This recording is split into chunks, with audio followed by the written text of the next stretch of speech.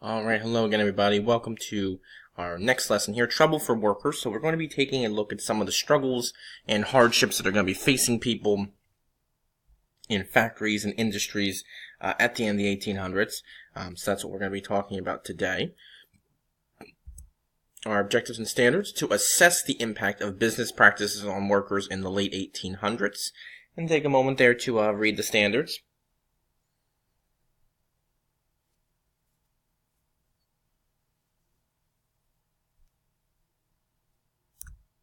And our desired result: what problems and struggles did workers face at the end of the 1800s? Remember to include that in your weekly summary chart.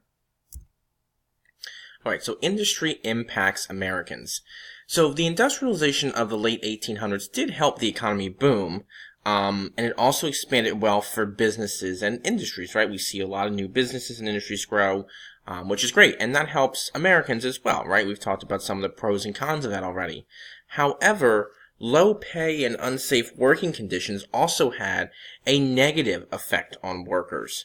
For example, those who worked in industry at the end of the 1800s struggled to survive just by keeping safe and, getting out alive, or even just with low pay, struggling to support themselves and their families was also a difficulty as well. So factory work. To help keep production costs down, factory owners typically hired people who would work for low pay.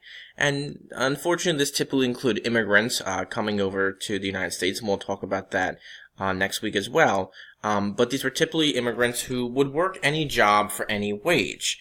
Workers would labor for 12 hours a day, 6 days a week.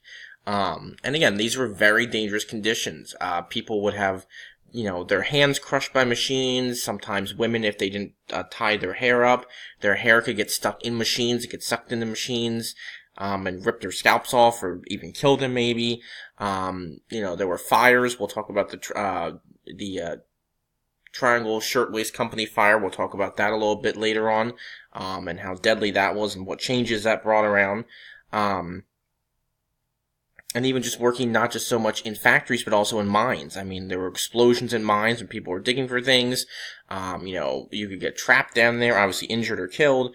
So again, there's a lot of dangers going on, that businesses and industries really aren't concerned about their workers. They're more concerned about making a profit.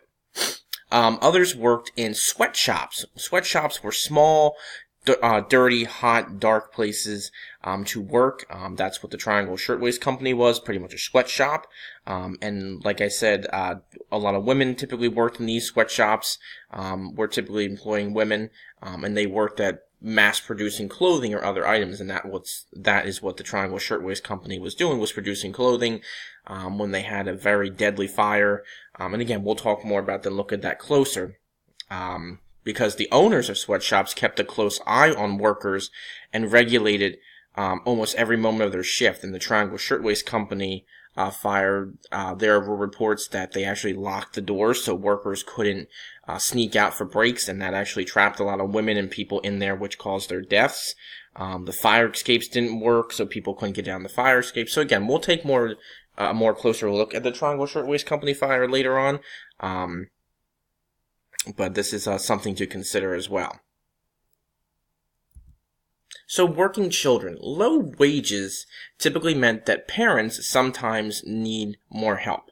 And this included having their children work as well. Sometimes they would bring children to their jobs just to keep an eye on them for safety purposes, since they didn't want their children roaming the dangerous streets of cities, which we'll talk about later this year.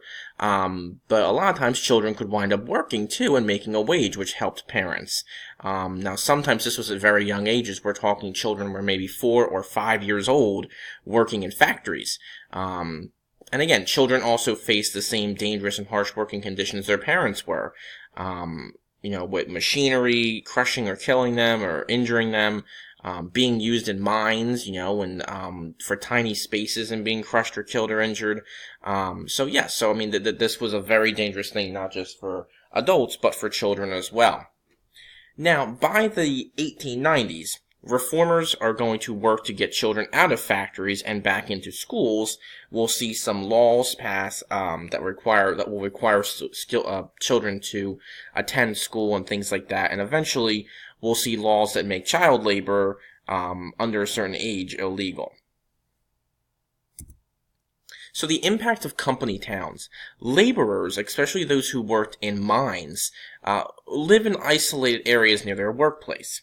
Now, they lived in housing communities that were called company towns that were owned by businesses and rented to workers. So you would rent the house from the company you worked for. It would be a mining town, or a silver mining town, or a coal mining town, whatever it was.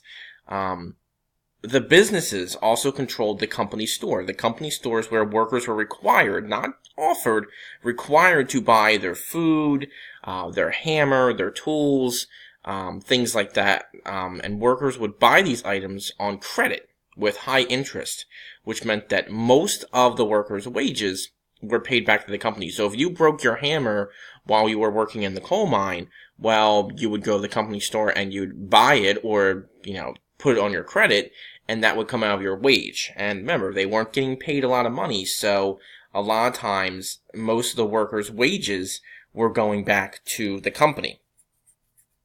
Now, if you left your job before repaying your debts for that broken hammer, you could be arrested. And this became known as wage slavery, okay? So, being forced to stay there until you pay back your debts. And this is illegal today, obviously. It does happen in some places. I don't believe so much in the United States anymore, but other places around the world obviously have this problem. But again, you would have to stay there until you paid your quote-unquote debt back to the company for, buying a hammer, or, maybe, a shovel or something like that. And another way that people could be impacted by company towns was different groups, such as African Americans or Chinese Americans, could be segregated against in separate towns. And maybe they wouldn't get the nicest things like the Caucasians or the white workers would. So that's another problem that's going to face workers. Okay, so what problems and struggles did workers face at the end of the 1800s? Think about the dangerous conditions, think about what's going on with working children, think about the company towns, and that will help you answer your question. Alright, so be sure to include this information in your weekly summary. I hope to talk to you all soon. Have a great rest of your day or night.